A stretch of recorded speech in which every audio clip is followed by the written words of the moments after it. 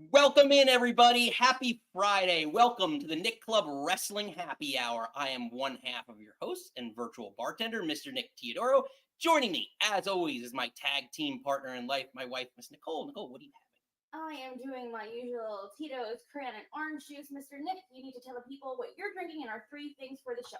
I'm having my Seven Oaks Cabernet as usual. Well, Bron Breakker wins the Intercontinental title. The Wyatt Sicks have attacked The Miz, and Roman acknowledged Solo Sikoa. It's Friday, October 25th, 2024. This is the Nick Club Wrestling Happy Hour.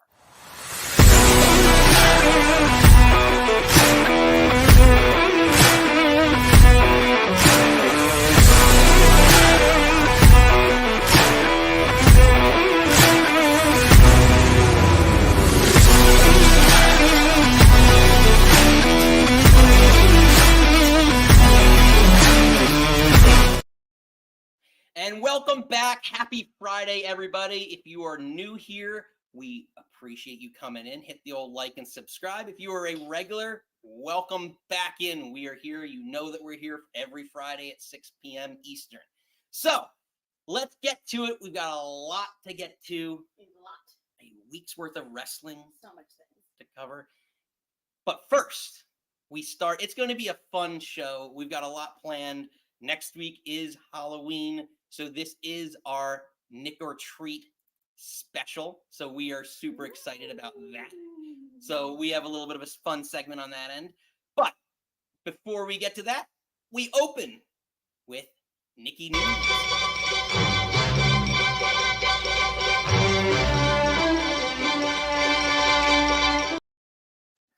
That makes me so happy. We do have a lot of fun stuff to talk about in the show today, but we have to start off with some sad news.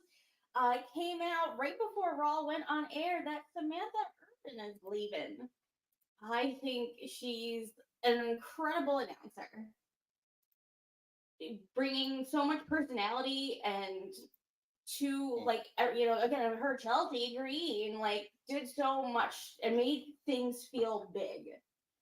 And apparently she wanted to do like a lighter schedule because it kept her, obviously this keeps you away from your family. She has a young daughter, and she also wanted to do some music stuff, and apparently like WWE wasn't giving her the okay to do some side stuff, so she decided that it's best to just walk away. Yeah, she did something at WrestleMania weekend this past year, I think it was. Maybe it was a year before that, where she did like Razor Ramon's theme with like flute. She's a flautist. Flutist? It's flautist. Flautist? Flautist. Not to be confused with florist. Right. Flautist. But yeah, it's all in the pronunciation. She's, super, super talented, and I think whatever she does next, she's gonna kill it. And everyone's like, "Oh, AEW." I don't think she's going to AEW because Ricochet's there. And they have Justin Roberts. He's really good. The other thing about like Samantha Irvin is that to your point, she brought so much emotion to the whole, to the announcing aspect, and you need that. It really resonates. And even not Jim Rome, Mike Rome, he brings that a little bit on the NXT brand. Like you have to have that, and she also her social media game is pretty awesome. Like they did a lot of clips on WWE.com of like her, even with the Cody Rhodes stuff, but even after that, she was crying when she announced him as new. Yeah, she just brought so much. Yeah, no, it's the energy. We talk about Big Nick energy on the show. She brought that. That's what she did, and now Lillian Garcia is back with 8 years, and apparently she's permanent. It was a rough start. Again, it's her first day back. Not everything is going to be great, but that was hard. Personally, she is not my favorite. I don't like the way she says championship. So I was kind of excited when she first came out, and I was like, oh man, like to me, it actually it seemed like a really smart reactive move by Triple H or whoever creative brought her in.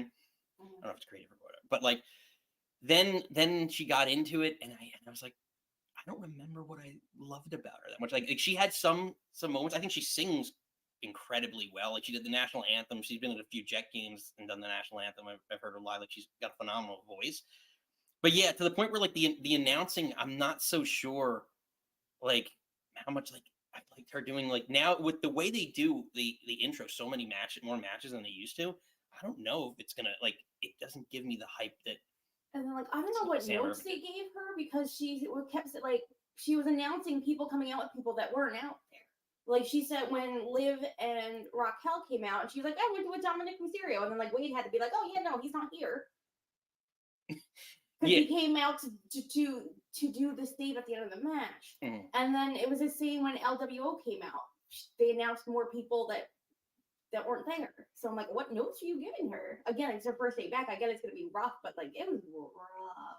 Yeah, she's gonna. Well, again, hopefully, she slides into it and back into it and gets back on the old horse. And just the thing is, I don't necessarily love them going back to a previous person. Like where, like there's no person down in NXT that you're like training to be a new person. Like it was said online that they should bring JoJo back.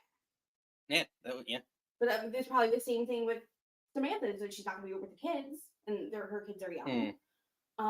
There's even saying like Brandy Rhodes, like she used to be when she was Eden, whatever her last name was. I just feel like I'd rather see. Well, she could come out in a special instance to introduce Cody. I think that would be good. Oh, Jesus! Don't knock over things. I don't know how I feel about her being permanent, and I would wish like bringing in someone new, like when they brought in Joe Tessitore, it was something like refreshing. Now I feel like we're kind of like reverting back. But I don't know. Tell me what you think down below. Yeah. Let us know. What do you think about Lillian Garcia's return to WWE? How do you like it? Are you a fan of it? Do you want someone else to be the announcer? I'd rather have them bring Mike back up to me. Yeah. No, I like them. I think he'd be fine. But we'll see. So we move along because it is October 25th, and the next time we will see you all, it will in fact be after Halloween. So we call it our very special Nick or Treat Halloween episode. So everyone loves characters. Wrestling is all about characters. Well, we're talking about the supernatural characters. Who are your favorites? The supernatural matches. That's what we're going to keep an eye towards in this special Halloween-themed episode. So let's get you up to speed on some of the memories over the years that we've created with some of these monsters and their matches. Another day, another headache in this hangover hotel. Getting used to the rhythm. Yeah, I know this beat too well. Tunnel vision's got me feeling like you're the only one I see, but I know it's missing when I'm swimming in my lonely luxury. I'm wondering why do all the monsters come out at night? Why do we sleep where we want to hide? Why do I run back to you like I don't mind if you fuck up my life? Why am I a sucker for all your lies? Strung out like laundry on every line. Why do I come back to you like I don't mind if you fuck up my life? And let's get started. Spooky Happy Hour. Spooky Nick Club Wrestling Happy Hour. So we start with the question, Nikki, ladies first, as always. But who is your favorite supernatural professional wrestler? And as for always, I always go with the first thing that pops into my head. And the first thing that came to mind is NXT Demon Finn Balor. Because early, not the best pictures of him, but whatever. I knew that she wasn't going to like the black and gold Finn as champion, like when he first came in and, changed his name to Finn Balor. That's the best Finn Balor. Supernatural Balor, but it felt special. It was like that was the last resort. He had to keep his belt and he's putting on the face paint and calling for the demon, and just like how great his entrances were back then. Just like the dun dun, and he comes so crawling. Oh, and he crawled. The timing of his entrance was really, really well with that character. I always admire just the amount of detail that he had with like even like you could see on his chest, like the paint and like the amount of time that it must have taken him to actually go through and do all that. It actually reminds me a little bit of I think he get inspired a little bit from like the Star Wars like Darth Maul character back in the day for episode 1. Well, like I know you love your Star Wars. Where's Crowbar when you need him? On the indies, and I don't know necessarily when he was in Bullet Club, but there's so many pictures of him directly. He was the Joker, he was Venom, he was, all these other things that he would do. And then when coming to NXT, then it was more like the Demon Balor. Because like Balor, I believe means something somewhere. I'm sure it does. It has a double entendre. I know, I should probably or know. just It's probably something Irish. I'm like, ooh. But it just felt so special back then. I remember when it was the UK show and he came out like Jack the Ripper. Like, well, he always like geared it towards like it was almost like all the big pay-per-views he was on. It was a new theme. Like who kind of took it a different level, not really like, but like WWE always does it with like WrestleMania. But like Kenny Omega did a lot with like Terminator entrances, like in New Japan. He was doing that a lot, like at Wrestle Kingdom, and things like that. So no, I mean. Finn Balor definitely is up there. There's a lot of honorable mentions. I tried to throw a few of them up here. Obviously, the big one, and I know this is going to be an unpopular opinion, not my favorite dark character over the years, but obviously The Undertaker. You can't not talk about the OG dark character of WWE. But there's a couple in here, Papa Shango, a.k.a. The Godfather. What else did he have? He had one other gimmick. What am I blanking on? Who? Godfather, Good Father, well, Godfather, he was, Papa Shango. When he was like the fighter guy, it was like blah blah blah, the Supreme Kama. Yes, Kama, the Supreme Fighting Machine. Yeah, it took me a second. It's like that because he took the Undertaker's urn and melted it down and made the gold chain. Yes. Yeah. So, Papa Shango, Danhausen with all his cursing. I curse you. Very nice, very evil. Yes, very nice, very evil. We have Abyss, Uncle Howdy, and obviously, so Lisa is chiming in. Kane and Bray Wyatt, the Fiend. So Lisa, I tend to agree with you. My personal favorite, not him, is the Fiend. I really love that character. To me, personally, clowns are freaky anyway and creepy. And was it John Wayne? Nikki, you know this. John Wayne Gacy? Yeah, is that the guy? Gacy, yeah, like John Wayne Gacy, that whole gimmick, and like the way he did the schizophrenic, I can't say that word, that's tough to say now. Split personality deal, like I loved that. And this was just free. Again, it was a whole transformation of his character, what he was able to do, the Firefly Funhouse, and then eventually bringing people into it. I just remember SummerSlam being in your old condo, and he walked out, and I got goosebumps. 100% got goosebumps watching it. And when he had the lantern with the Bray face on it, like it just and destroyed Finn Balor in like 2 seconds. Like it was just like, what? Like the presentation of him was just incredible. Yeah, well, I mean, he reinvented himself how many times? Yeah, because Vince said he had to do it. So we want to hear from all of you. Who's your favorite? Lisa said the Fiend out there. Chime in. Let us know in the comments below. Who's your favorite supernatural character? We also have Abyss. Did they say Abyss in there? Like that was an interesting one. There were some guys. TNA did a lot of dark stuff over the years. Yeah, with Abyss, but their Relic was one of them. So actually, Bound for Glory is this weekend, and there is a Monsters Ball match between Matt Cardona and PCO, and you can throw PCO in here as well. Yes, PCO, good one. Yeah, but Abyss was like kind of I don't want to say originator, but was probably been in the most Monster Balls. Monster Balls instead. So from the monsters and the supernatural characters to the supernatural, what we call outside of the box matches. So Nikki, I asked you, we threw that in the video. What is your favorite supernatural pro wrestling match? So the outside of the box type of stuff, non-traditional. My first thought was the Firefly Funhouse match. Cinema. I watched it so many times. I rewatched it again this morning for this show today, just what they created, and just like, because even we didn't know what we were expecting, and to do this journey throughout John Cena's career, like when he's like ruthless aggression, and then like the Doctor of Thugonomics, and what happens if he turned heel, and then Bray Wyatt, incredible, doing like the Kurt Angle that he was doing, the Bischoff, and he's like, you know, Johnny Large Meat, and he's like, doesn't matter. I forgot the line. He basically does like, it doesn't matter that you're not good at this. You're big. You're Johnny Large Meat. You don't need to have talent. And then when he goes like, you can look but you can't touch, and he does the thing like taunting him about you know, Nikki Bella. And then there's just at the ending when he was like, Cena was cutting that promo on him, and it was like, oh, it should have done what I did 6 years ago, and the most overhyped, overrated wrestler, and then it's like, oh, he's talking about himself, and it was just perfect. I don't know if it's technically, I know the ones that you showed, and you're going to talk about it more spoopy, but like, this was incredible, and it's just like how creative he was.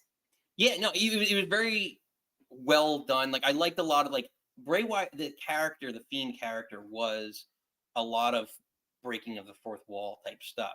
So this match, you knew had to have some elements of that, and that's what they did. Like, to your point, like you can look, we get like a lot of the inside jokes that the fans already knew was not. It was nice about it. And then just the like transitions between each kind of segment of like how they were in the ring, and he was with discretion, and he's Johnny Large Meat, and then they go to Doctor of Thugonomics, and then it's Bray in the rocking chair saying, he's like, you're supposed to be a man of the people, but you weren't listening, John. And they cut to WrestleMania, and they're all singing, he's got the whole world in his hands. And again, Bray should have won that match. Like, Cena should have put him over, and it's like typical back then Cena not putting people over. So I don't know, it's just incredible. I know it doesn't technically maybe fall under this category, but again, like, that's his thought first. I think this is cinema. Yeah, no, I agree. I think it was a great match. It was up there for me. But for me, as we're talking about, you know, supernatural type stuff, had to be the Buried Alive match. Now, I kind of bunched them all into one, but I'll go back to the OG, the original Mankind versus The Undertaker, which I rewatched again before the show just to try and I almost got that gnat. Just to try and, you know, rehash my memories on like what I remembered about it. And what was so funny about it is, and I told you this, I was like, Undertaker actually won the match and got like, I didn't realize he won the match. I remember him always like being the loser of the match and getting buried alive by everybody, like he always did with everything. But he ended up like in this case just winning. Like he just had to put a couple piles of dirt on Mankind, Mick Foley, whatever, and then ended up winning the match and didn't want to stop. So that was what supposedly prompted the Executioner, who, what was his name?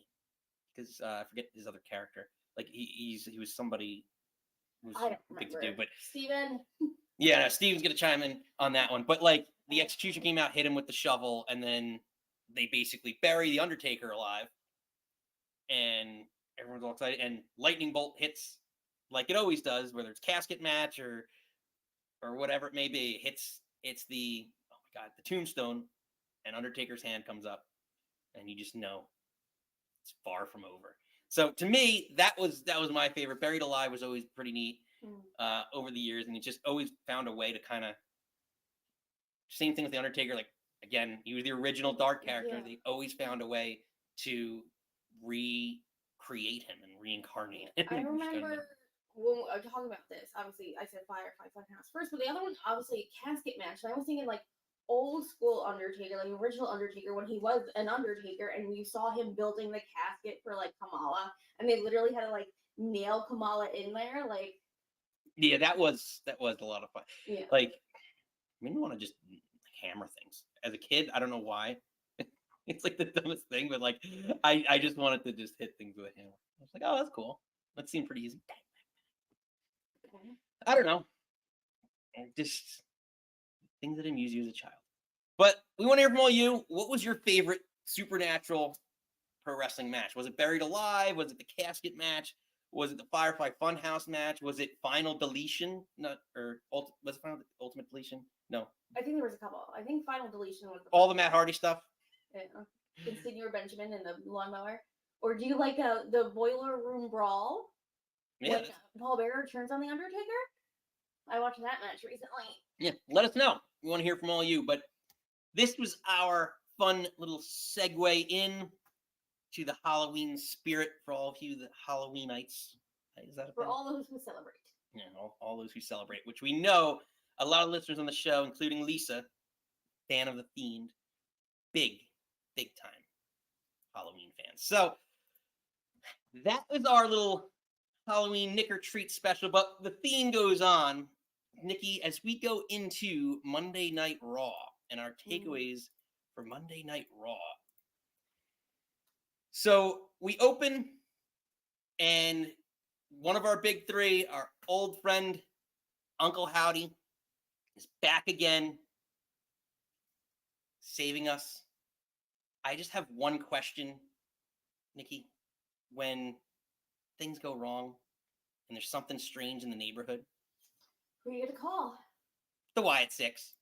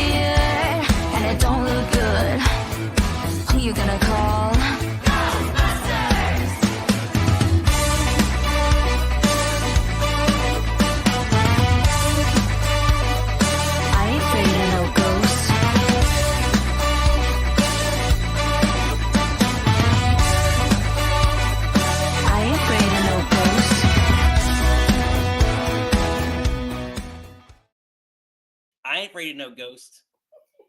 Nikki, the Wyatt Sicks are back, and they're after the Miz and the Final Testament. Take us through. How did we get there? So there was a tag match between the New Day and AOP, and of course the Final Testament's on the outside. The Miz comes out and he's basically sitting on the commentary table talking. He's like in all black and I don't know, Mr. Cool Guy. Yeah, he's back to D-bag Miz. Yes, sitting with Karrion and Scarlett. And R-Truth comes out and there's a whole thing, but basically the New Day win. Then the Final Testament surround R-Truth.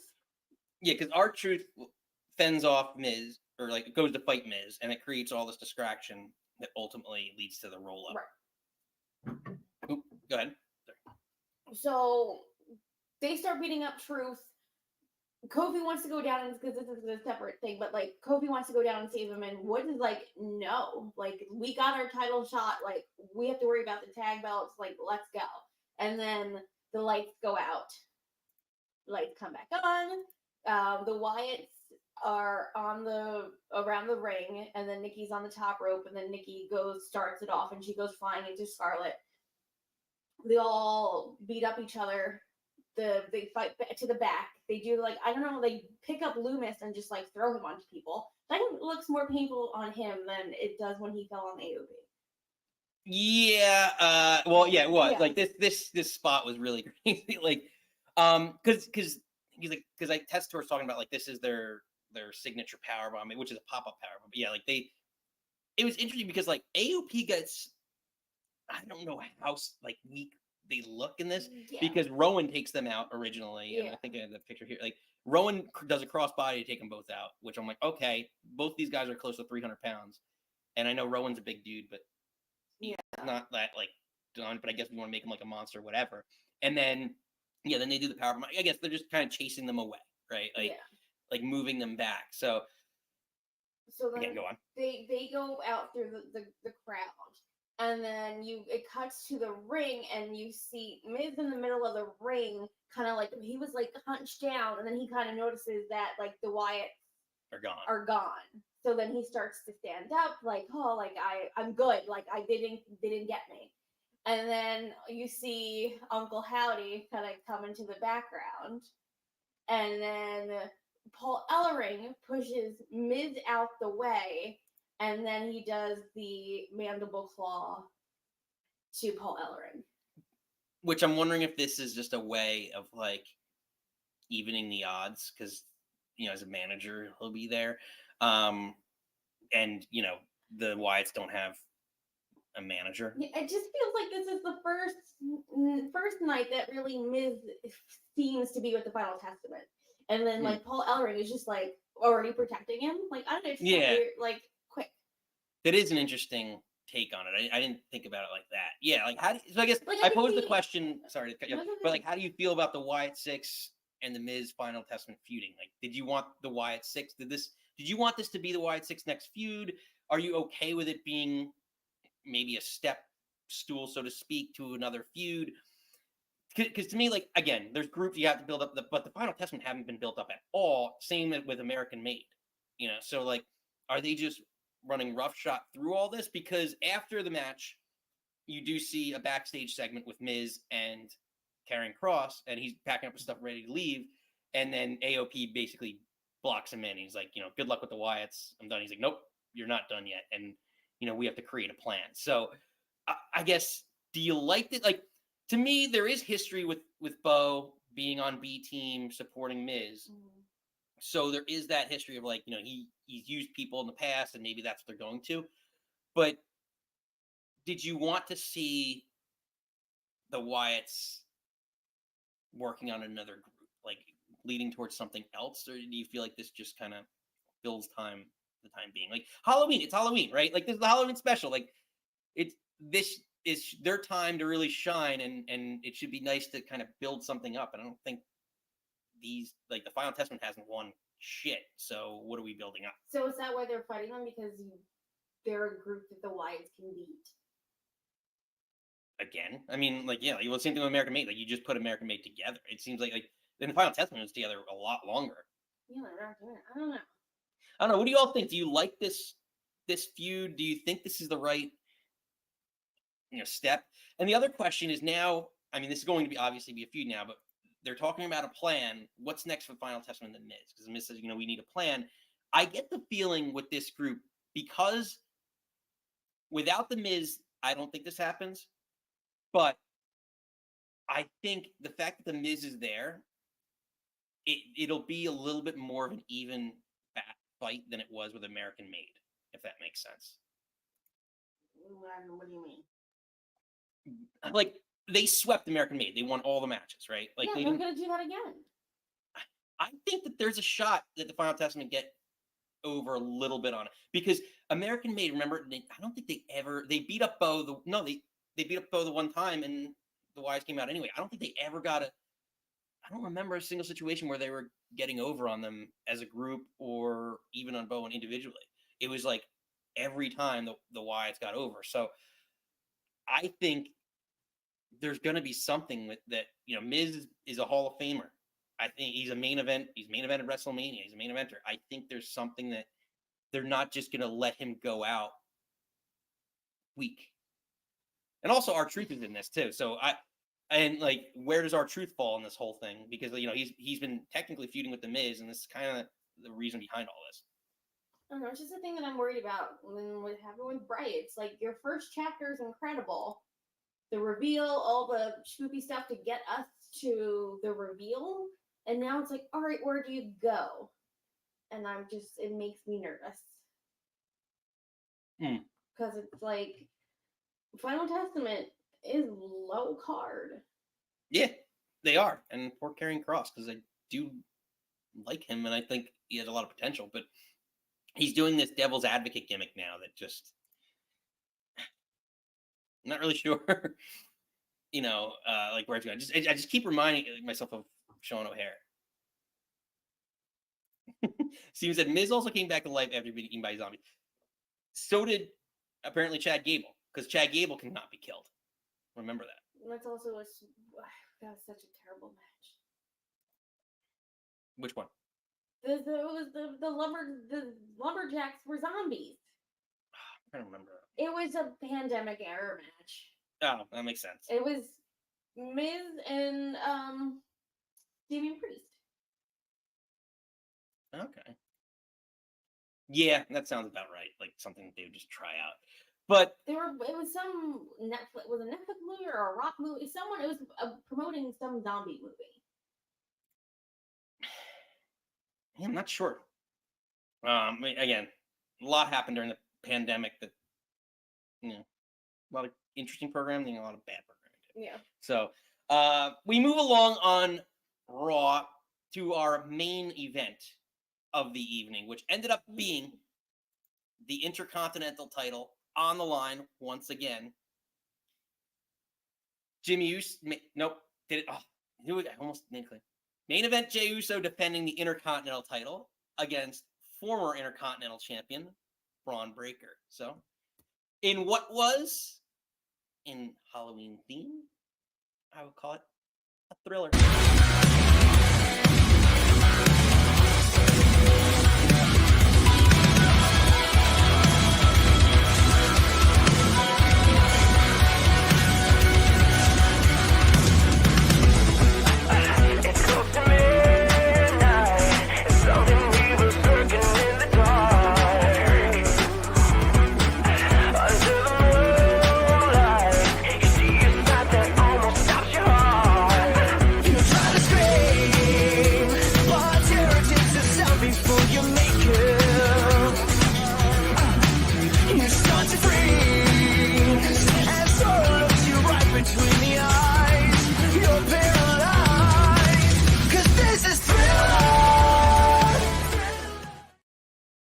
It was a thriller, and we have a new Intercontinental champion. Two-time Intercontinental champion, Bron Breakker. Nikki, take us through, and we will get your thoughts. So, I didn't want, I get it. I didn't really want Bron to lose the belt in the first place, but I guess because they gotta pull him back in, they had to cost Jimmy. I did it because of you. Yeah. They had to cost Jey the belt to get him back into this storyline. I'm glad this Breakker Jey thing is over. I want Bron to have the belt and do Bron things with it, and then Jey can go do War Games. I think it was smart having the whole Bloodline come out and pretending oh, we're to help you, and then when he super kicks everyone, it's all right, well now we're gonna cost you. And then I did like the stare down between Breakker and Jacob. I was like, ooh, I wouldn't mind seeing that spicy little margarita. That is really interesting. I didn't realize. I guess I feel like looking at Bron Breakker next to Jacob Fatu, it's so interesting. He looks so much I guess now I think Jacob Fatu looks a lot bigger than he did because he was thicker and now he's leaned out. Mm-hmm. So now I'm like, oh man, next to each other, these two dudes are giant. And this looks like a future potential WrestleMania match, main event match, maybe. Both these guys are stars in the making. And when Jacob does, because I've seen it on the indies, when Jacob does finally cut a promo for himself, it's going to be phenomenal. So I guess I asked the question now. Well, first, how do you feel? And you kind of talked about it. How do you feel about Bron Breakker? Yes, I want winning. Yes, the Intercontinental. Love it. I want the belt on him. I don't want to see Jay's little, because his little spears make no sense to me. And then they call when Braun runs back and forth, they call the super spear. Mm-hmm. But I don't know. I'd rather him have the IC belt, him run that division for a while, and then Jey can do Bloodline things. To me, it seems like such a waste. So when Jey won the belt a month ago, 29 days ago, I don't even know, it was a full month. We talked about I asked the question is this just kind of a forced belt because they want to capitalize while he still has momentum as a potential main eventer and give him a belt real quick, or give him more credibility in the War Games match that's eventually going to happen. And to me, like, it's like cut off your nose and spite your face. Like, you should have just left the belt on Bron Breakker, let him have more than a 2-month reign. Get him, like, he doesn't need to break Gunther's reign or anything like that. Just let him have at least 3 to 4 months with the belt and be a credible champion and build up somebody else to take it off him. If it is Jey, like, great. Like, to me, it seems like, again, a way to build credibility, and it really takes away credibility for Jey, and it takes away the credibility a little bit of Bron Breakker. It's like, now you're a 2-time champion. And like, they showed that graphic before the match to, I think, add more prestige to what he's doing and build him up that much more. But like, it's your first reign. Like, nothing's ever as important as your first title win and your first title reign, and like what you do with it, and when after you lose, and how you rebound, because that's where you get to usually like the main event status. Like, that's how you realize who's going to be a star. And to me, it was very much a speed bump for them to do this. Yeah, I hope this just was a little like blip in the story, and he's gonna go on and do bigger and better things. Yeah, and the other thing that I guess out of this whole situation that I ask is that, because this is the question that comes up, is like, how do you feel about Jey Uso's reign? Like, it was 29 days, like, and it's kind of part in that same question, like, was it worth it? Again, they needed a reason for Jey to fight the family. And it was the big thing of like, I left, I'm doing this on my own. I got a singles championship on my own. I did this on my own. And then they took it away from him. They cost him. Like, that's the way he's going to fight the Bloodline, because they took that away from him. Yeah. I guess storyline wise, it makes sense, but it just feels like a waste. Like, again, I mean, it's like they had a moment, like you see all the kids on like YouTube or whatever it is, like when Jey won the belt, like they were happy. So I guess you did get that moment, but sold a lot of merch. Yeah, so I mean, I guess you get something out of it, but I just hope that maybe they revisit this down the line. But it just seemed kind of forced. I guess overall, that's kind of my thoughts on it. What did you all think as we kind of wrap up the Monday Night Raw segment? You know, we obviously, there was Rhea Ripley and Liv Morgan stuff. A lot more happened on Raw, but these were our big takeaways. What did you all take away? Let us know in the comments below. Anything we missed that you feel is super important in this week's? What was your big three? Maybe one of the big three was part of Raw that we missed. I don't know. So we move along from Raw to Dynamite. Nicole, not much to get to on the Dynamite side of things. Our overall AEW Dynamite takeaways. Well, where to start? We really only have a couple of main things, but I guess ultimately, did you know that Kyle Fletcher is not Will Ospreay? I really love Kyle Fletcher immensely. I think this could have been a good promo. It was just a little long. I think at one point I turned to you and I was like, he's still talking. But if they just cut it down a little bit more and be like, I'm not you, and he shakes his head, great. I think it's going to be a fun match when they do have that match. I just think it was a little long. So I agree, because he said like, and then we watched. I rewatched the highlights later, and they like cut out all the stuff. And I was like, yep, that's what it should have done. Like he was just like, I'm not you. I'm not Will Ospreay. I'm not Will Ospreay. I'm nothing like you. I'm not. And it's like that was like 30 seconds of the 45-second promo or whatever it was, and I was just like, all right, get to the point. Like, and you even said as he came out, you're like, didn't he do this last week? He cut a promo on like why he did it. Yeah, like the whole, because Don Callis came out with the whole family. And they were all at a podium, and they're like, why? He's like, why, Kyle, why? And I'm like, hey, let me did it again this week. I'm like, cut it. Like, I just feel like AEW was a lot of talking segments this week. Yeah, a lot more than you. But like, and unfortunately, some other guys don't talk well. And Kyle Fletcher. Kyle's good, but it was just long. Yeah, I don't know.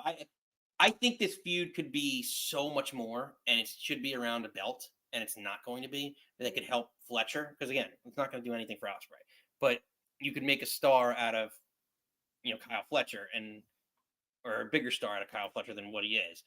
But I just think that ultimately, yeah, you can make this feud so much more and elevate Kyle Fletcher into at least a solid mid card to maybe borderline main event out with the Cal's family. Like if he's got great in-ring ability, but just making it a normal rivalry feud, I don't know. It doesn't do, like, again, we talk on the show a lot about like the prestige and putting it on a pay-per-view and making things important and feel big. Yeah, and feel big, and this does not feel and it big. Should, because it's like they were, in the, I'm always gonna say it wrong. Not in the embassy, something. No, the Empire, United Empire. Yeah, no, yeah, right. so, So like there is like the story of them being brothers and living together during the pandemic and all this other stuff. So like it's there, but like you kind of have to know their more like their New Japan indie stuff to know that. Like they allude to it like on Dynamite, but like. Well, that's the problem with all the crossovers. Like not everyone watches everything. Like, even like trying to catch up on TNA as much as possible. But like the crossovers, like, oh man, like I didn't really know who was doing what feud and like how everything worked out. So it'll be interesting to see moving forward. But let us know in the comments below. What do you all think of Kyle Fletcher? This promo. Do you think this feud's going to go somewhere? Elevate Kyle Fletcher into some level of stardom? Will Ospreay put him over and put him into some level of stardom, or is this just a? It's going to be a good match, and Ospreay's going over. You said Ospreay's going over? Yeah, because I think you got to put him on. He's got to have the world title.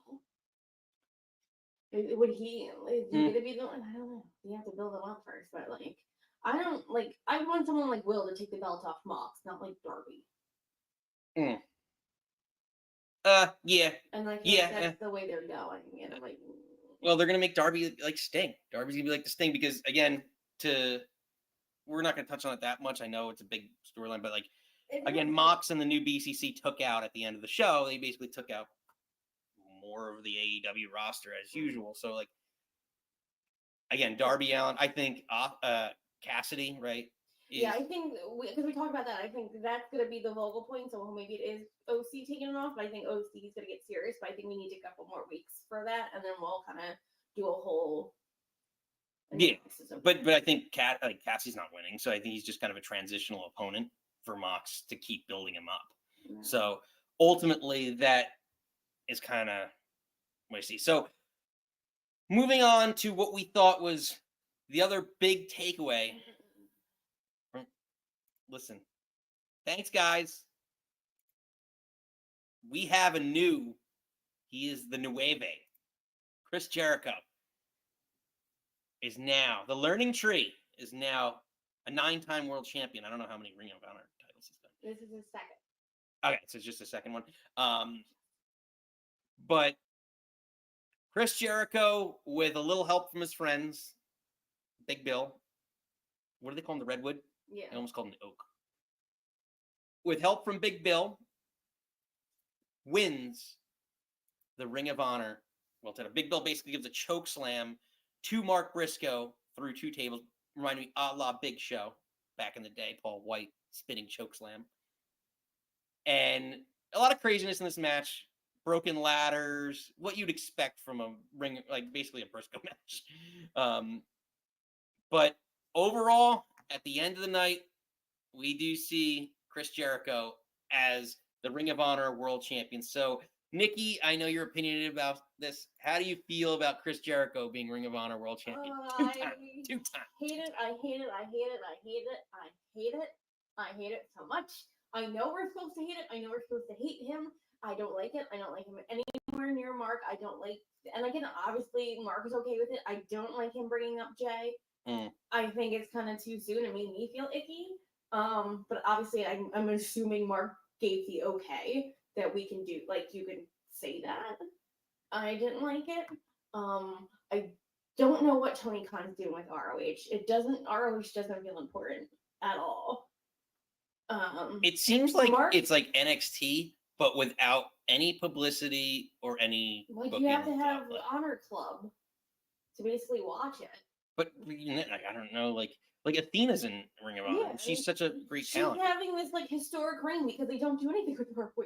Yeah, she's been fighting Billy, what's her face, for like 100 years now.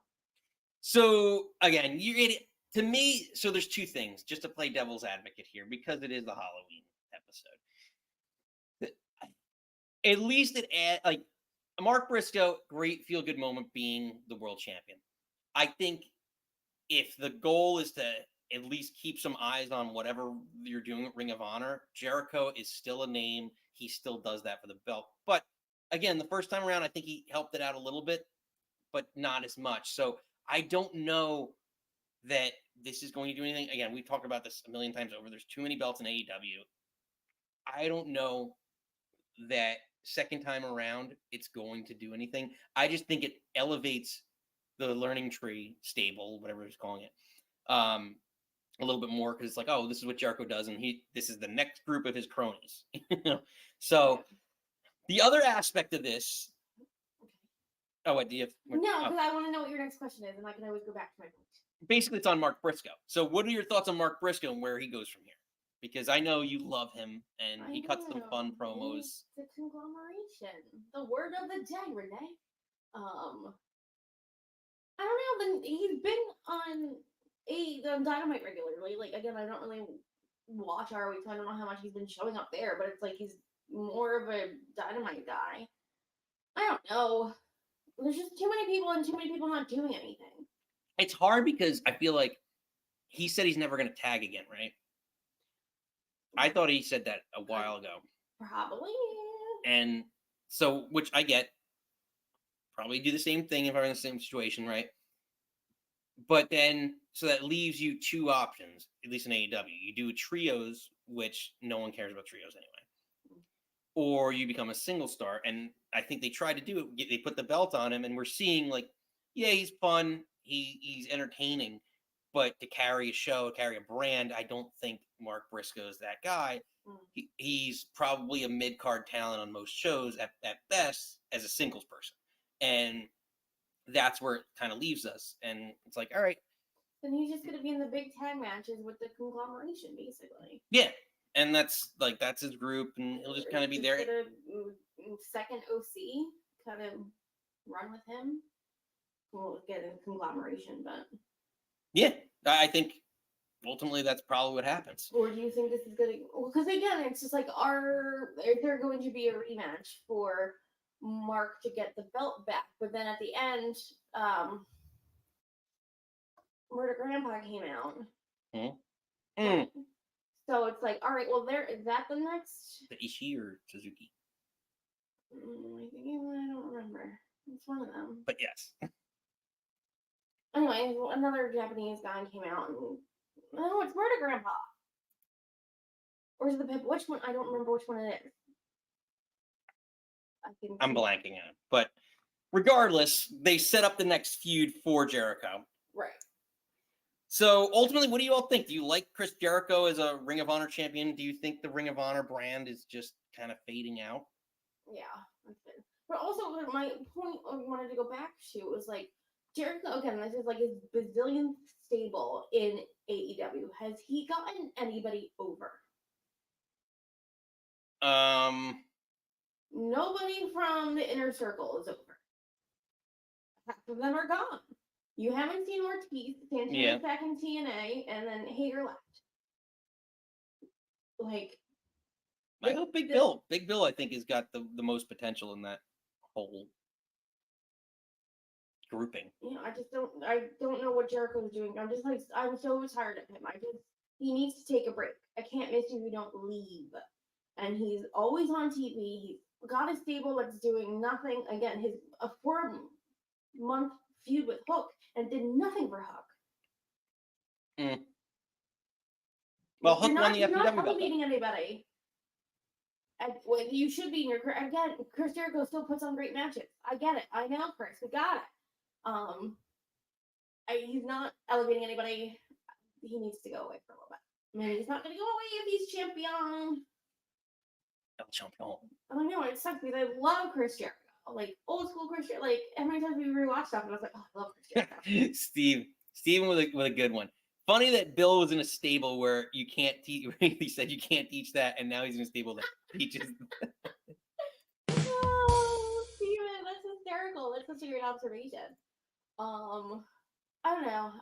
But I think Big Bill can get himself over. Like, I wish him and Ricky stayed together. Like, I don't think Big Bill needs Jericho. I think he needs a little bit of a mouthpiece. I think he does. But I don't know. People out there in internet land, YouTube land might disagree. Let us know in the comments below. But, Nikki, yes, dear. We move along because there's one more show. Keep it rolling. And it's coming up in a little over an hour. We're doing good on time tonight as we head into our last segment before we open up the phone lines for you all to chime in. Let's see. See, they need to feud so Jericho can trademark. Well, now he's the Nueve because he was Ocho for so long. Now we're gonna have all the Nueve shirts. We try to be like when he's like, "I'm a wizard." I mean, he didn't get that over. That's fair. Yeah. Like the rating. There's another one that I have up. It was in one of the pro wrestling teeth boxes. Anyway. Nonetheless. To SmackDown. To SmackDown we go. Where a land of opportunity, where we saw two debuts, one of which came from our old friends at TNA. We thought they were going down to NXT. They weren't. The Motor City Machine Guns have debuted in WWE. Let's take a look back to last Friday.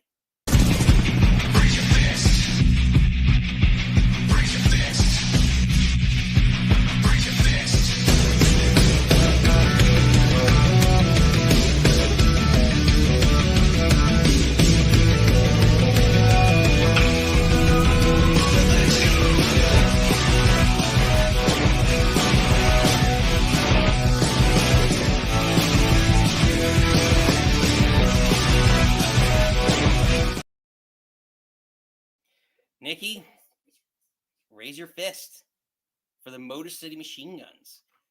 What are your thoughts on their debut last Friday and their upcoming matches? The boys looked good. I'm so excited that they're here. I'm so excited that they did go to Maine. I'm excited they're fighting DIY tonight, and I wonder if that match gets to go against the Tongans for the SmackDown, the WWE tag belts. They looked great. I'm excited. I think they're gonna do a barn burner with DIY tonight. I'm excited. I'm so excited that I think this injects a lot of life into the tag division. Oh, for sure. I mean, this is one of the best tag teams of the last 15, 20 years. I've watched them in TNA, Impact, whatever it was called, through all the years, and both these guys, they won multiple tag titles in TNA. They're best tag team in TNA history, next to probably, I also like Beer Money a lot. Bobby Roode was one of the best tag team wrestlers, I think, in all of, or not Bobby Roode, oh my God, James Storm in all of TNA probably history. But regardless, these guys were phenomenal. The presentation of the Machine Guns was perfect. It's a triple threat match, which if you're a TNA fan, X Division, these are the two of the biggest pillars of the X Division as well. And that's what a lot of that was, like the whole 6-sided, 12-sided ring, whatever it was. And like all the action, total nonstop action from all the different angles, you saw a lot of that from them. And all their spots, it's such great tandem tag team wrestling that they were able to do, and that triple threat dynamic allowed them to do that I don't think in a normal match they'd be able to do as many of the spots and hit as many of the high energy, Big Nick energy spots. So it allowed them to look really well. Like, I just wonder, again, we talk about the old Booker, like 10 years ago, if this happened, like I wish this would have happened 10 years ago, but then again, I don't think they would have been able to put on a match like this 10 years ago in WWE. Nope. So, overall, this was a great presentation for them, and there's so many things that even half this match, it was so funny because I was looking up pictures for the show, and I'm like, it's so easy to find highlights of them because every move almost every move they do is a double team, and in especially in WWE more so than AEW did it really well for a while now. But there's and still as well, but you don't see as many double team moves, or they're kind of sloppy. It's just two finishers thrown together, and that's what's nice. It's you want to reinvent the tag division. If in a year from now the Lucha Brothers come in and these guys are on the main roster as well, they're facing DIY tonight, which, like you said, I think it's going to be a phenomenal. It might tear the house down tonight. Those elements, it's going to make really interesting for the tag division moving forward. You saw War Raiders are now back on Raw, and you have Street Profits on SmackDown, a phenomenal tag team too. So there's a lot to be excited for. Pretty deadly. Pretty deadly, yeah. They competed. Pretty deadly.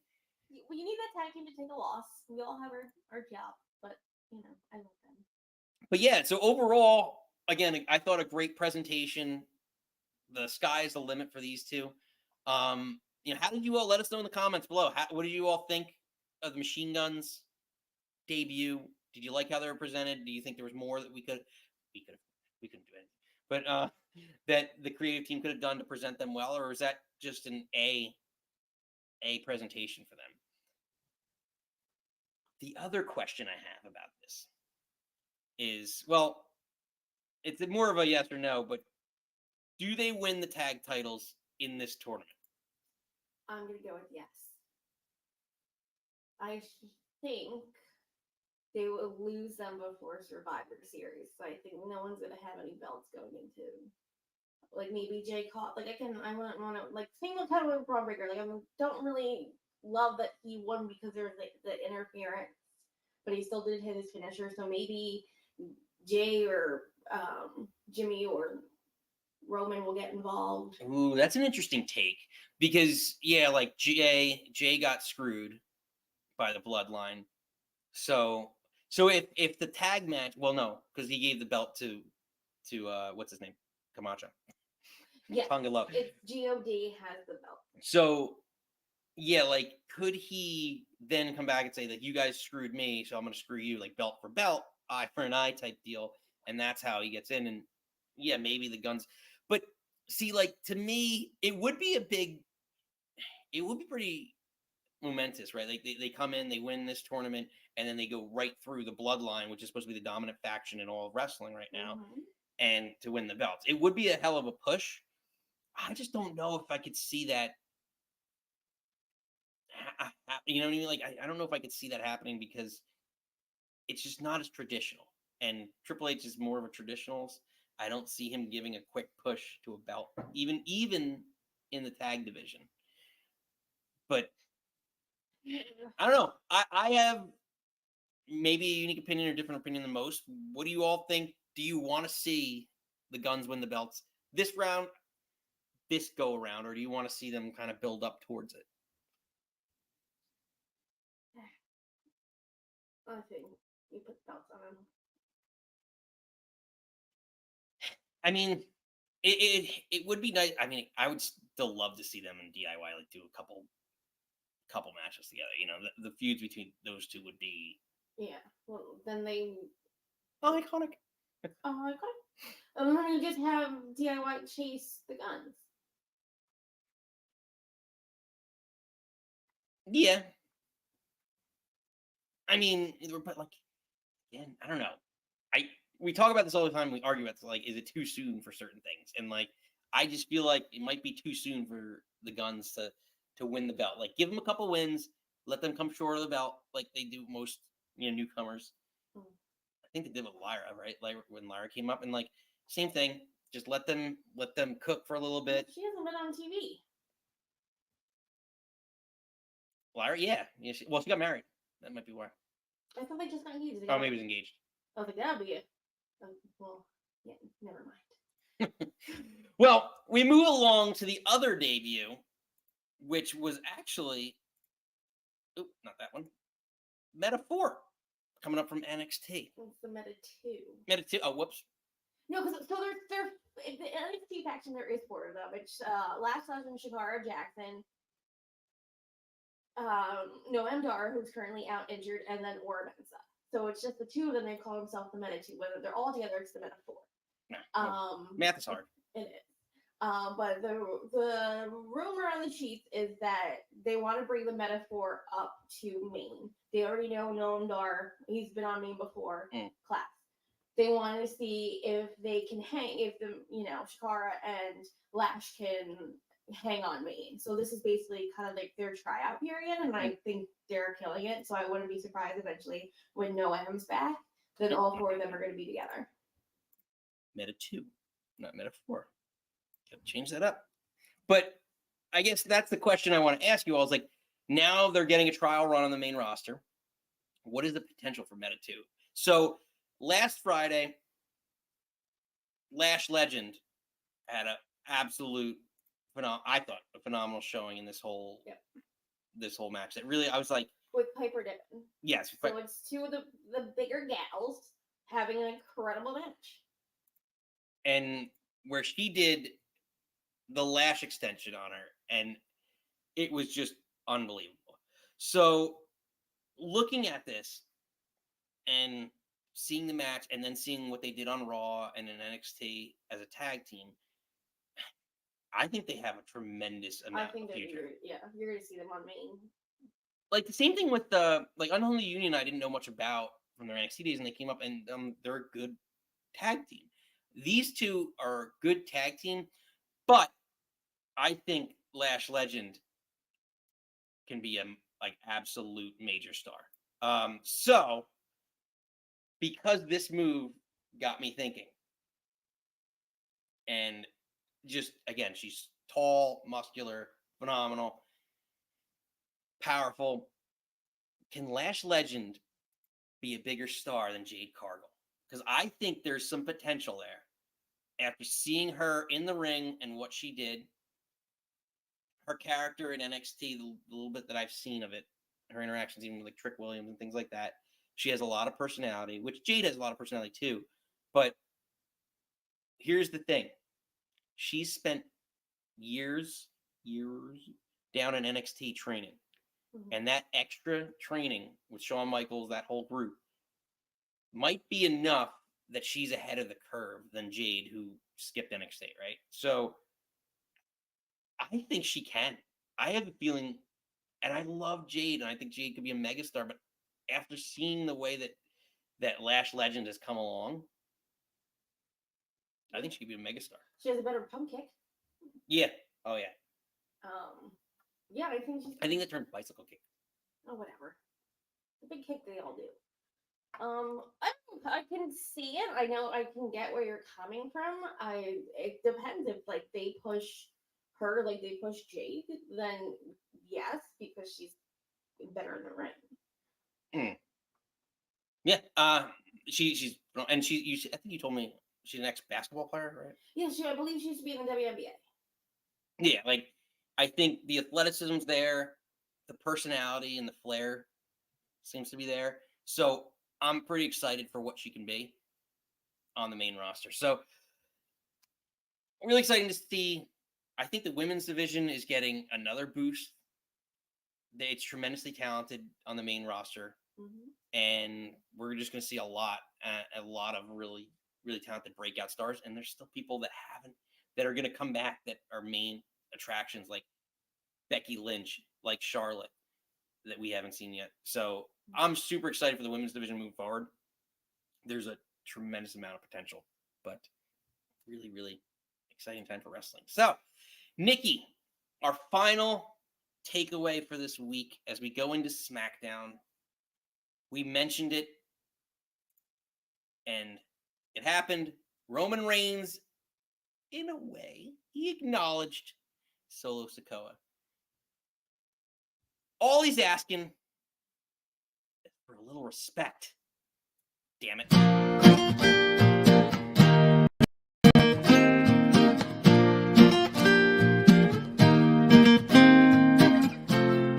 What you want, baby, I got it.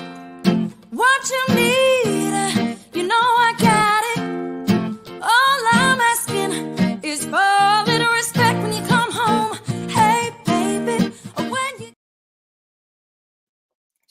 respect. RESPECT. Why won't you acknowledge me?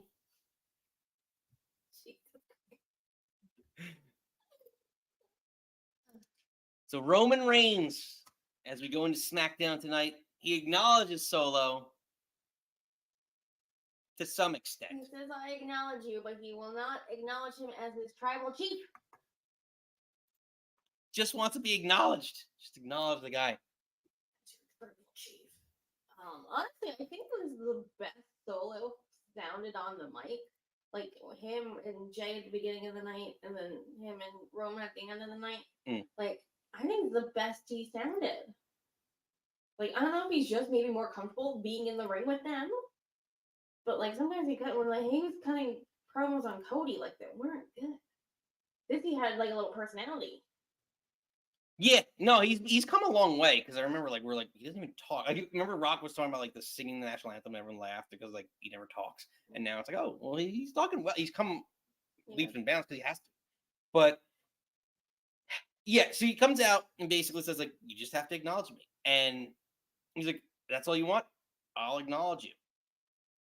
But he will not acknowledge, like to your point, as and just a little bit of, I know he's been doing a little bit more acting, and he's gonna be in some movies coming up, but like the little jerk of his lips is just the tremble was just enough, and it was perfect, and just it leads to the next segment, which was so well done. It's so, I'm gonna say gangster, like mafioso, like mob type. Like, I already got your guy, because over the summer watching like Boardwalk Empire, I got your boy, you haven't changed, and they just drag Jimmy out. Yeah, I love it. And basically Roman does a Roman. He fights back, right? But it's just not enough. It's just not enough. And ultimately,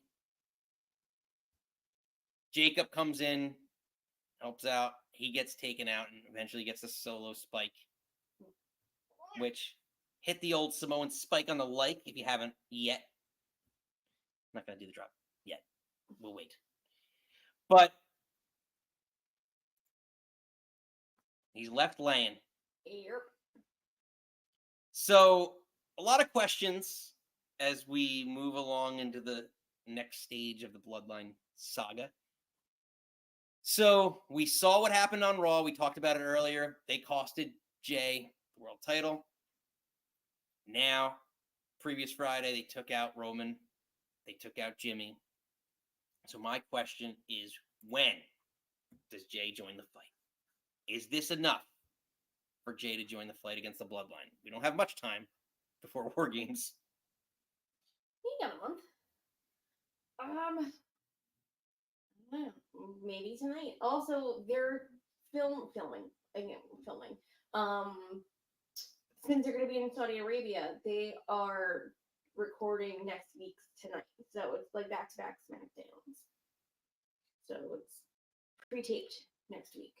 But there's no Bloodline matches for Saudi. What other matches are there for Saudi? Like, so there's Seth, Reed, and then the two titles. Matches. Yeah. The 2 title matches. So you need 2 more matches? Probably, yeah. You know there's going to be one Bloodline. So Well, that's one thing. The other one, because I know KO, Randy wants to fight KO. Nick Aldis was like, no. And then it's like, all right, well, I'll go into the top. So I don't know if it's going to be him talking to Triple H that he wants this match, or it's going to be like an unsanctioned, something stupid like that. So I think that's the match. And then I think you have to put another female match on. Yeah. They usually do 2 females. I'm assuming they're sticking to the 5 match. Yeah, I would think this one's going to be. So then I don't know. Do you have him wait after the Saudi show to join the fray? I could see, or at the Saudi show is when more. Yeah, but then what like match levels would it be? going Like, on. you're not going to have Roman Solo yet. I don't think you're gonna No. do Jimmy Roman versus them. Roman Solo could either be, I don't think it's gonna be Mania, but it could be, I think, Royal Rumble. Yeah, so it's just like I don't know if they're gonna have a match. Really interesting. I'm not 100% sure. The other thing about this whole situation is, there's been numerous times, because in promos on SmackDown, Jey said, Jacob was giving him crazy eyes, and he gets held back. Solo jumps the barrier on Raw, ultimately takes like a spear or takes a shot from Bron Breakker. So there is a theory that's come out. Other people on the show have said this, but is there cracks forming between Jacob Fatu and Solo Sikoa? Could there be? I didn't think this. I thought you were just gonna say Bron Breakker in the match. No, well, I said that my theory was Bron Breakker could be the fourth man because he hates everybody and like stop getting in my crap, and it's further supported by the Bron Breakker Jacob Fatu encounter on Raw. So I'm not saying, I'm just saying. No, I mean, I do have some. This does have some leg, but is there cracks between Jacob Fatu and Solo? Could there be a sneaky twist on this whole storyline where Jacob Fatu is the one who turns? I think he'll turn. They'll lose War Games, and then Jacob will turn. You think Jacob's going to be a face? We'll turn on Solo, right? Yeah, we'll turn on Solo. Yeah, but just because he turns on Solo doesn't necessarily make him a face. Maybe he'll turn Solo face. They could lose. Solo takes the fall, and that's why lose. Because if you remember, actually, to that point, if you remember, Solo came out, and when he brought in Tama Tonga, he said winning and losing matters. So maybe that is a different, angle to take it. Yeah. Ed's chiming in. He says you leave him off Saudi Mania.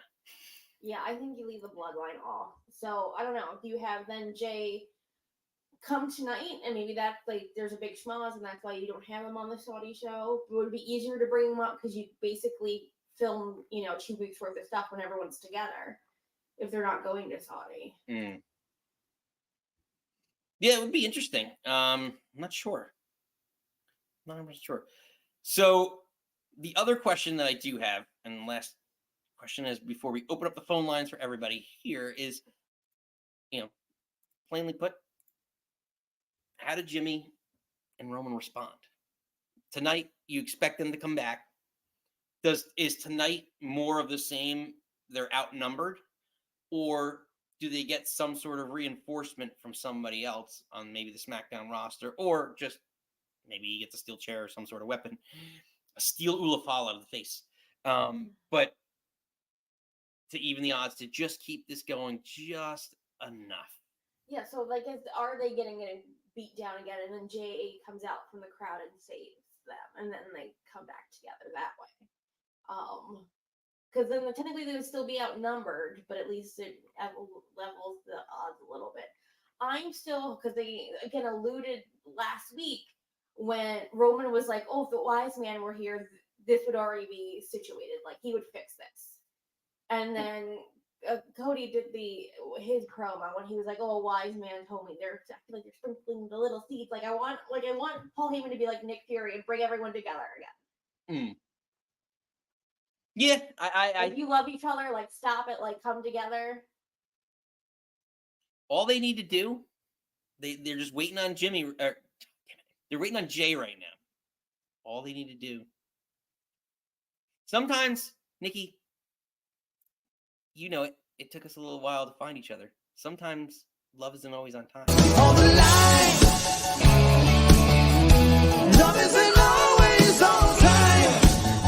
Oh, oh, oh. On the line.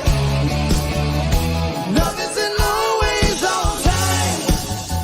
Oh, oh, oh.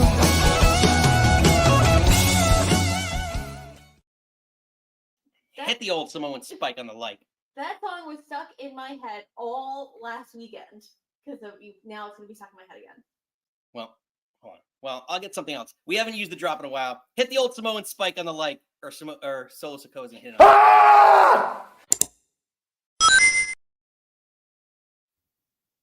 It's been a while. I missed it. Ed wants to know how long I'm going to wait. Ed, you missed the show last week. It debuted last week. And I had not been waiting. Honestly, I got that one that week, and I was like, oh, this is perfect. It's been stuck in my head. In your head. Oh. So, Nikki. Yes, dear. Are you ready? Yes. I said. Are you ready? Oh, there we go. See? He knows. Yeah, don't bury the lead, my buddy Duck. That song is a banger. It really is. And I didn't realize it until I don't even know how it showed up in my algorithm, but it was the best thing that happened to me 2 weeks ago. So, Nikki, in 3. This is getting phased out. We're getting to a new year, 2025. We're staying alive with the new themes, new show intros. So we're phasing all this stuff out. Enjoy it while it lasts. Old school, but the phone lines are open.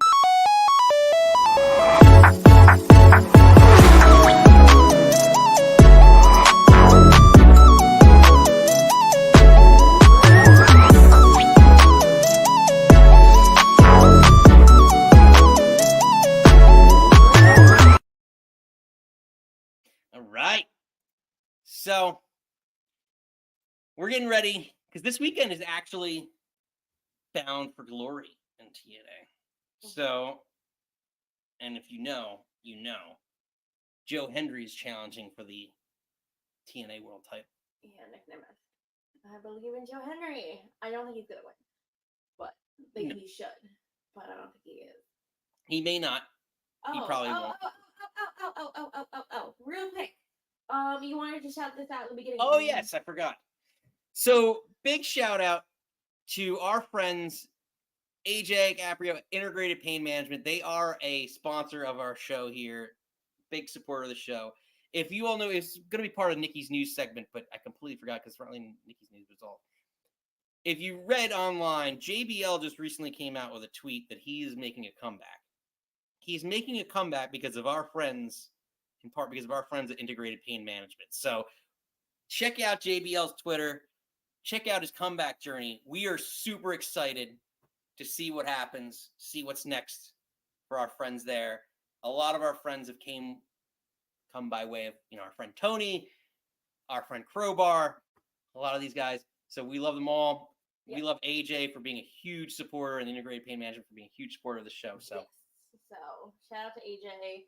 JBL, it says the best comeback since the resurrection. Exactly. Can't wait. He Ed said he looked huge. Yeah, no, he looked jacked. He looked absolutely jacked. So I am shout out to AJ the team. Super duper excited. Yeah. Shout out to AJ, Integrated Pain Management. Check them out. Bergen County, East Rutherford, New Jersey. Yeah, somewhere JBL's going to come out and help Nemeth, and that's why Joe's not going to win. Good, very well. They're forming allies. But if they screw him over, all you have to do to get him back, just like on this show, say his name, and he appears. But you have to say it with a little bop, bop, bada, boop. I'm a scat man. I'm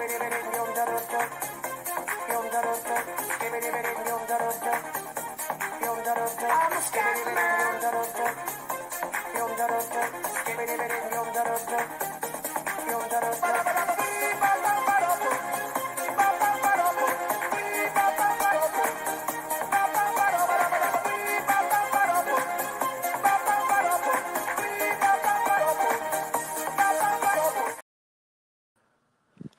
Welcome in, Penny Unwise. I was expecting to see that. Hello. Thank you. You like my costume? Horrifying. Steve. Yes. Friday. What are you thinking? What are you drinking, sir? You have to look at that for the whole segment now. I don't know. Oh, gosh. Well, first of all, thank you for not making me have a close conflict between this and First Pitch. Yes, the World Series is tonight. Yes, we dispatched of Grimace, and now on to the next. Yeah, now you have to deal with all Yankee fans. I already bet enough steak dinners for a while, so yeah. Where to begin? And it's a shame that I'm gonna now have to, unless it's late in the show and the game's over early, I'm gonna have to miss the Machine Guns versus DIY until tomorrow morning. Scandal. You need 2 TVs. Seriously, yeah, that's gonna be it is gonna be a banger. I really am excited to see what they could do. Oh yeah, that's good. Graves put it best. Your favorite tag team's favorite tag team. Yes. Corey put them over so hard. Absolutely, as well he should. 100%. Thank you for bringing that up. It's crazy to think that they're like in their like late 40s, like mid to late 40s, and they've been around so long, and like both of them, like we said earlier, like both of them world champions, X Division champions. Like 10 years ago, you would have said this would have been an amazing signing. Like to the level, I think I'd argue this actually, now that you're bringing it up again, reminds me of the same level of AJ Styles signing back in the day. It's just in the tag division. Like, Agreed. And yeah, it was just great. Sorry. Yeah. Go ahead, and people complained last week they didn't get a really big pop. I think tonight being in Brooklyn, where that's a big Smart Mark arena for them, I think tonight they get a huge pop.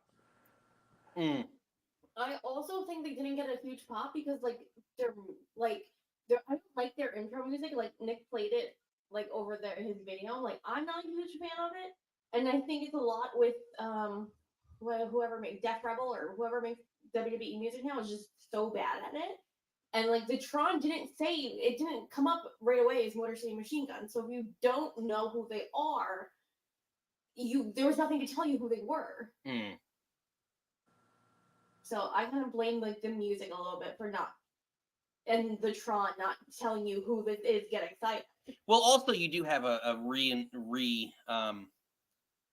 reintroduction to the WWE universe, because again, a lot of WWE fans, as much as a good portion of them watch different companies, a lot of them don't too. There's also those mainstream fans that have no idea, and you're rebuilding people up here. That was the same reason why you're going back to like everyone thought Jay White wasn't going to sign with WWE, because it's like you get it rebuilt instead of going to the AEW main roster and getting a belt and being in mediocrity.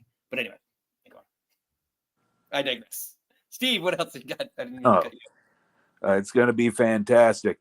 And here's another thing that I'm really looking forward to. Tuesday night, NXT at the 2300 Arena in Philadelphia, formerly known informally as the ECW Arena.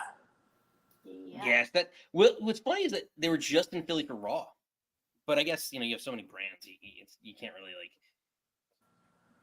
Yeah, well, Raw gets the big room.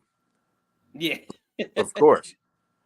Although that would be cool to have one of the main roster shows be in ECW Arena or the Hammerstein Ballroom, another one of the ECW's former homes. What are your expectations for that? Like, do you think like a lot of extreme spots, hardcore stuff, or I mean, I like that. I would like to think that. I would love to believe that a lot of the crowd from 25, 30 years ago is going to be packing that room. I doubt it.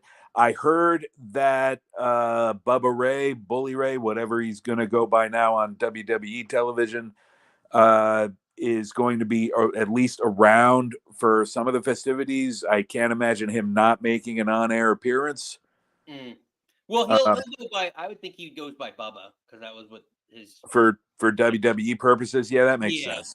But it's interesting though, because you make a good point. Like the Bully Ray thing, they didn't want to do because of the whole, obviously anti-bullying stuff. But like now going into the Netflix area where it's more risque, I guess, pushing the envelope, they might be willing to say like, "Hey, you can go as Bully Ray." But again, the universe doesn't know him as much, so probably not.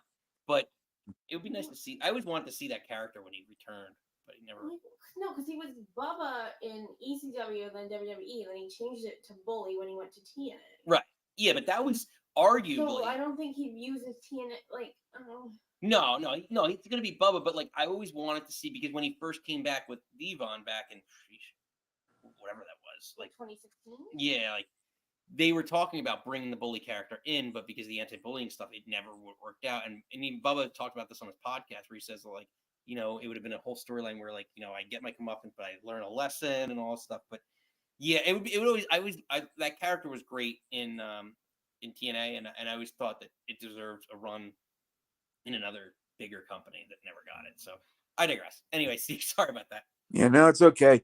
It's gonna if the crowd. I mean, the Philly crowds are always raucous anyway, and I can see this being a primer for how to hold a show in front of. I forget how much that building holds. 2,500. Let's say 2,500 fans. Of how to have a wrestling show in front of 2,500 fans. And that is how you do it effectively, rather than how AEW is doing it with 2,500 fans in a basketball arena that holds like 12 to 15,000. Right. No, there's a lot to it, right? Like it's better even like a gym. Like if it's packed and it looks good on camera. Like you want it. The idea is that you want people to want to be there. Yes, exactly, and that was what that exactly describes the old ECW crowds. I said it before. I would much rather have been in a crowd of 2,500 in the ECW arena, packed and having the time of their lives, than just rattling around like peas in a can. Yeah, no, it's a fair point, Steve. So last shot before we let you go. There is no more reason to watch Raw anymore. Samantha Irvin is gone. We'll just have to read the recaps now. I'm glad Lillian's back, at least for now, but yeah, it's a good. It's an interesting debate because again, Samantha brought so much to the announced team. I would call it the team. She was good, yeah. It's just like, again, I don't know, maybe she's getting back in touch, but I never remembered that with Lillian. I never remembered like the intensity, the passion. Like she had a great voice and she sung great, but I never remember anything like what you got. And even Justin Roberts, like when he left WWE, he wrote this whole thing on Twitter about like how sad he was, but how honored he was. Like you could tell he was phenomenal at what he did, but he was passionate. And there's the talent meets the passion, and that's when you get something great. And that's what they had with Samantha Irvin. And yeah, and I hope Lillian can, someone give her the right notes. And I still don't like the way she says championship. She has to catch up, I'm sure, with how they're doing business nowadays. It was probably a last minute a last minute invite for her, but if she's really the permanent one rather than she's just filling in for a little while, I'm sure she'll get up to snuff pretty quickly. Yeah. But good luck to Samantha in her future endeavors, which seem to include not going to AEW and not being involved in wrestling, but pursuing a music career. Mm-hmm. Yeah, it's exciting. We hope to see her in a different light. I hope to see her do more wrestling themes. That would be fun. But yeah, Steve, well put as always. Thank you. And Dodgers in 7. He had to get the baseball thing in there. I should have kicked him off before he did that because I knew he was going to do that because he had to take a shot at the Mets before he left, and he had to get the Dodgers in.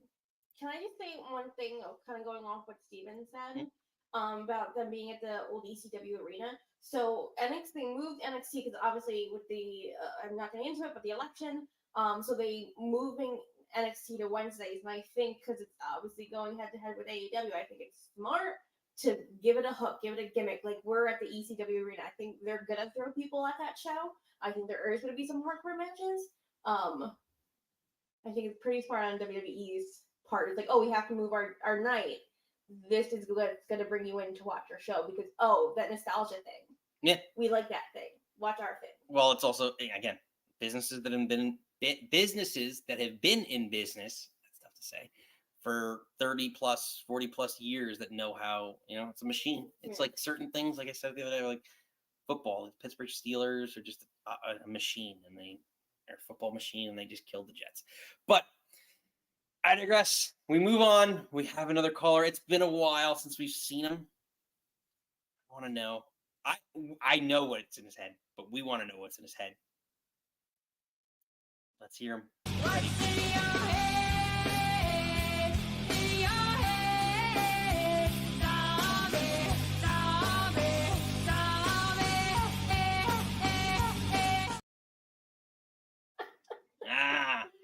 Love it. The intro. Let's bring him in. Ed. That's never not funny. What's up, guys? Ed, happy Friday. What are you drinking? What are you thinking, sir? Well, considering I've had food poisoning for the past 3 days, I'm just hydrating. Oh no. I'm sorry. It's a good time. Honestly, it's better than Dynamite. So Wow. I would easily take another 3 days of this than have to watch whatever crap they're booking. Can somebody explain to me? Because I haven't been here for a little bit, but like what's going on with the Elite and then the Blackpool Combat Club and like I thought like the Elite were the big bad guys and now just like Moxley and his faux neo-Nazis are the dudes now. Like what's going on? So does anybody know? Yeah. Apparently there's a lot of weird like wrinkles in this storyline where like the Elite are Oh really? Yeah, like the Elite are too big of a pussies to do anything with anything, basically. And they're running away from the fight. Mox is just taking over everything. And a bunch of the AEW jobbers, mid-card at best, are just defending AEW because that's what everyone does who doesn't have anything to do. Right, yeah, that's a dub good, right? No, and trust me, like I get what they're trying to do with this story, right? It's a really cool story and concept, and it's like everything that the Blackpool Combat Club would have been at the start. You know, that conversation that so I was gonna say Bryan Cranston, I'm like, that's wrong. Bryan Danielson and Moxley had it. Wouldn't that be that'd be crazy. I love Like, that now. yeah, this is way better. Give me Walter White versus the Blackpool Combat Club. Let's go. That's way better. Ooh. Moxley's the one who's an ox. Oh my God. No, what I was gonna say is that idea is you know, the idea of bringing up all the younger talent, really like giving them that kick they need up and over the edge, like him doing it by force now because of them just trying to teach them the way wasn't working. So he's making them step up by being like the bad guy that they need to do that is a really cool idea. But man, do I not give a shit about any of the guys in the ring. Like, does anybody care about Blood Orange Cassidy? Like, let's be honest. I feel like it's a way of just getting him like he's an original. Like, remember, like there's so Yeah, many guys yeah. No, and I get where you're going. Like, and he should be the guy, but he's done interviews where he's like, I don't want to be the face, but I have to because everybody else needs me to do it. No, he should be. This should be the moment where he fires up and like, you know, he should beat up. He should take everybody out.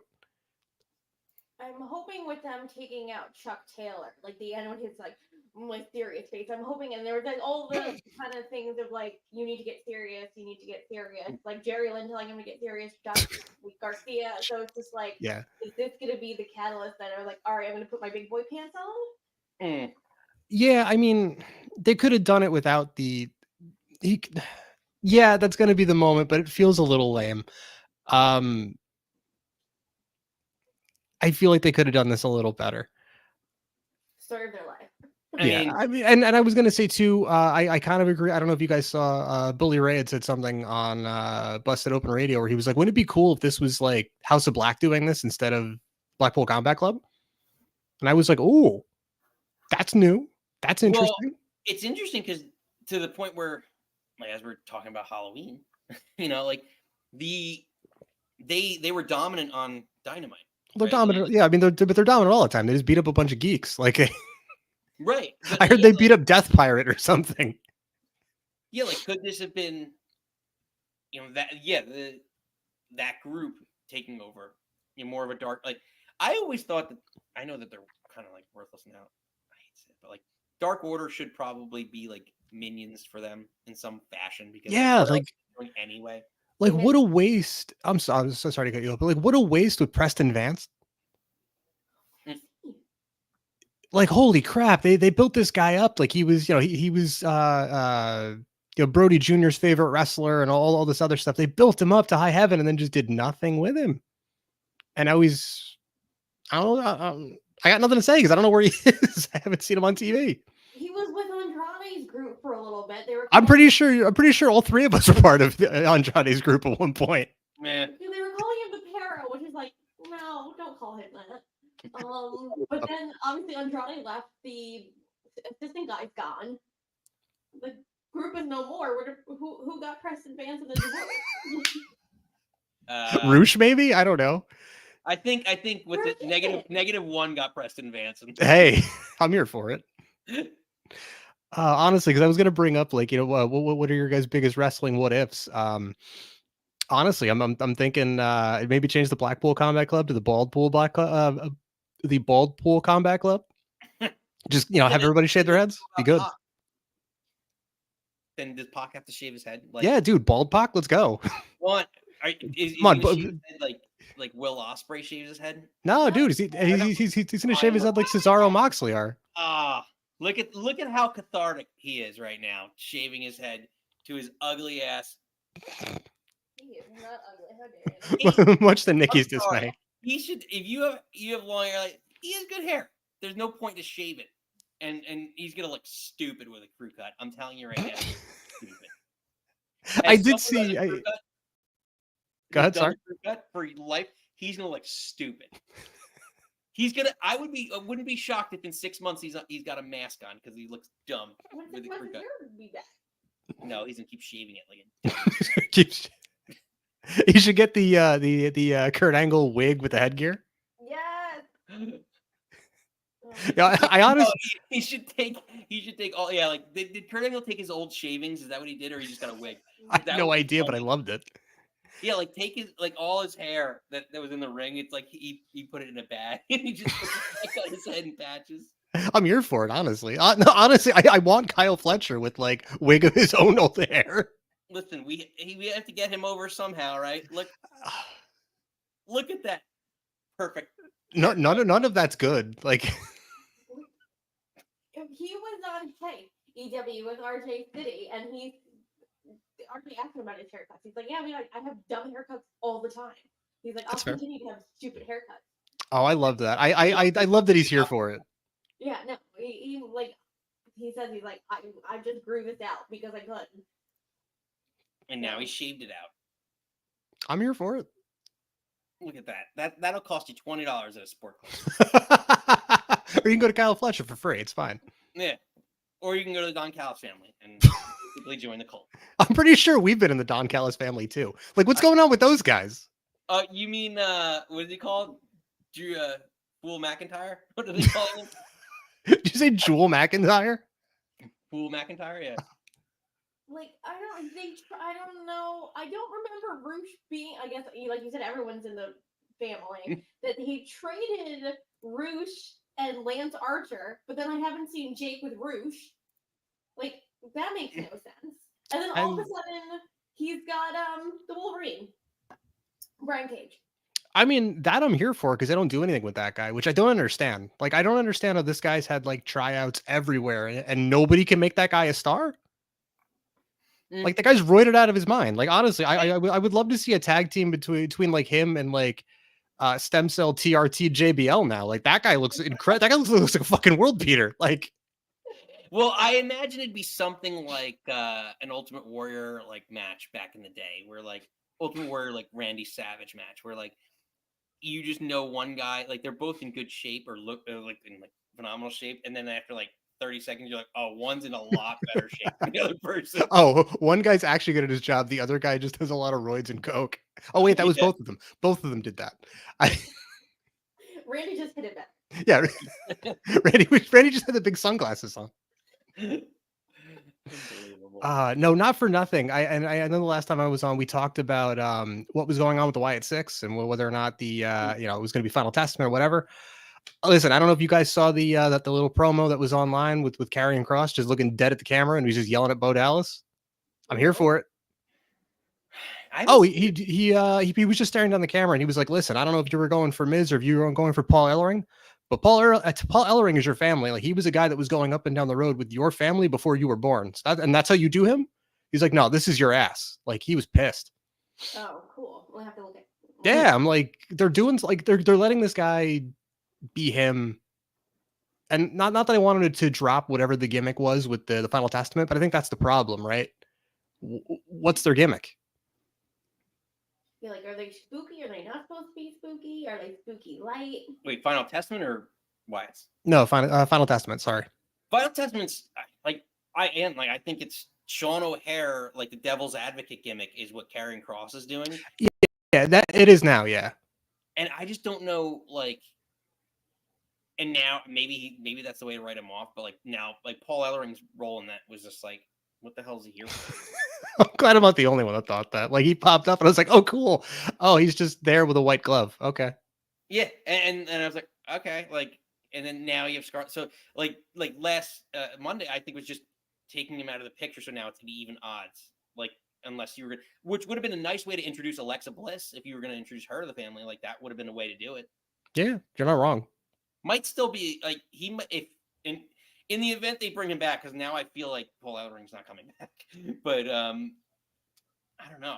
I can see him being just like gone. I don't see Paul Ellering going away anywhere because whatever he is with AOP, like outside, like he said that he helped negotiate the deals to bring AOP back. So I think it might be in like Paul Ellering and AOP are like a thing. So I don't see him. Maybe they'll write him off TV for this, but I don't see him like going anywhere. Really. But it's like, if you're not going to talk and you're just going to, like, he hasn't talked at all. It's been Karrion Kross talking, which, like, I get it. Like, he's the star, or he's the guy you're trying to make a star. But he didn't. What's the last thing Paul Ellering said? Honestly, the most his mouth has opened is in this moment. Not for nothing, you're not wrong. He was on Twitter or X, formerly known as Twitter, whatever we're calling it now, and had some shot of him with a X on his head, some tribute to Kevin Sullivan. Was like, all hail the Final Testament or something. That's the last time I saw him do anything besides, eat a mandible claw here. Yeah, but if you post it on your own Twitter, does that really count? I post promos on my own Twitter and nothing happens. No one watches. I watch him, Nick. Don't worry. You watch my awesome promos. Listen, they're all 5-star Dave Meltzer promos, but no one sees them. How many backflips did you do? Is the real question. Did you guys catch that clip, by the way, of I forget what his name is now, but Scripps?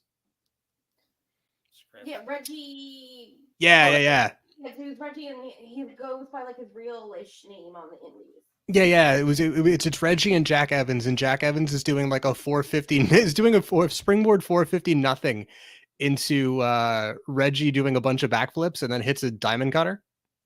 I did not. That sounds amazing. It's really cool, but also the stupidest thing I've ever seen. Yeah. You know what I mean? And like the GCW crowd goes crazy, and it's like, what are we doing here? Fair enough. Well, he's just doing backflips, and then he's doing more. It's just like, what are we doing? Nobody's selling anything, guys. That's it's supposed to be a fight. To be fair, he did a bunch of backflips and a bunch of non-moves. So, yeah, it's fair. Man. Ed, last shot before we let you go. You already know, man. Darby Allin sucks. He did it. So we're gonna play him out. He did the thing. He said the thing.